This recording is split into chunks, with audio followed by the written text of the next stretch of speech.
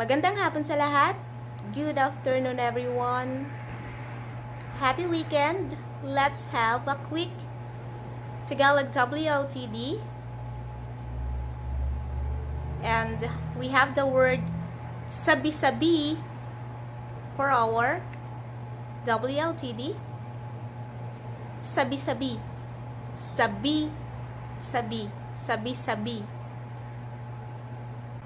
Our Tagalog word means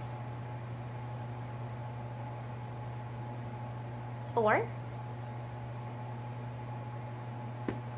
sabi-sabi, sabi-sabi, sabi-sabi. Also, just wanna add that some pronounce the word sabi-sabi, sabi-sabi, sabi-sabi, sabi-sabi. So, let's have our example. And since it's almost Halloween,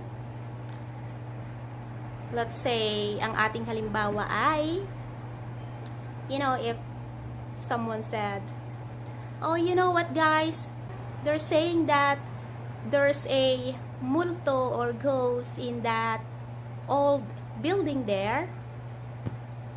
Oh, sabi-sabi lang yan. Oh, sabi-sabi lang yan. Yun lang. That's all for our Tagalog WOTD.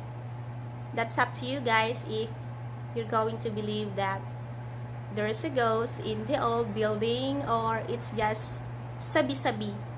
Also, just wanna add that it is just one example of many reduplicated Filipino words, and if you want, just in case you want to know more, check the info section below the video. I'm going to put a link there for more Tagalog reduplicated words. Ayun lang. Until next time.